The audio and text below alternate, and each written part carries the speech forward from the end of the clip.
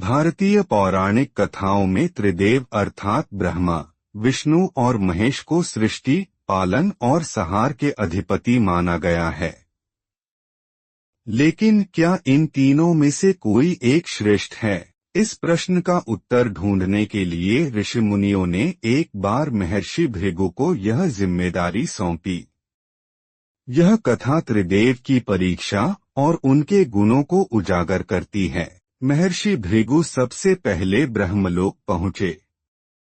वहां पहुंचने पर उन्होंने ब्रह्मा जी को न तो प्रणाम किया, न ही उनकी स्तुति की। ब्रह्मा जी यह व्यवहार देखकर क्रोधित हो गए। उनका मुख लाल हो गया और आंखों में गुस्से की ज्वाला भड़क उठी।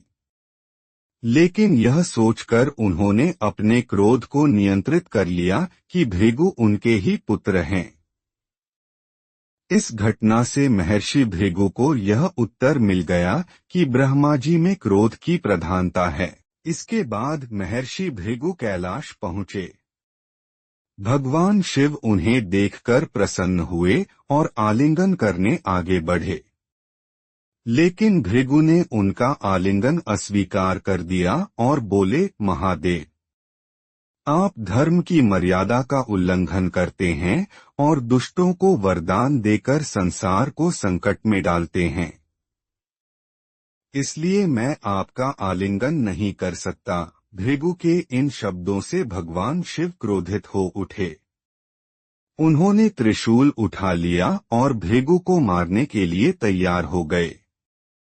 लेकिन माता सती ने समय रहते हस्तक्षेप किया और भगवान शिव का क्रोध शांत किया। इस घटना से भृगु ने समझ लिया कि शिवजी में क्रोध की तीव्रता अधिक है। अंत में महर्षि भृगु वैकुंठ पहुँचे।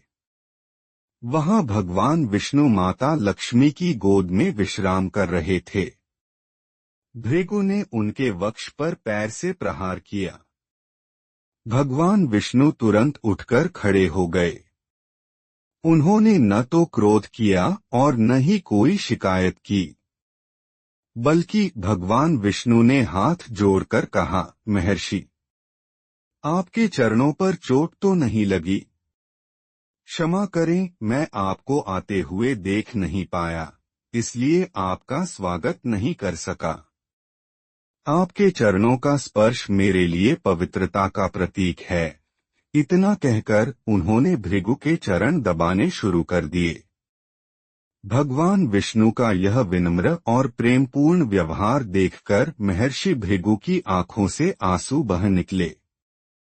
उन्हें समझ आ गया कि भगवान विष्णु में सबसे अधिक क्षमा, धैर्य और करुणा है। महर्षि भृगु ने अपनी परीक्षा का विवरण ऋषि मुनियों को सुनाया।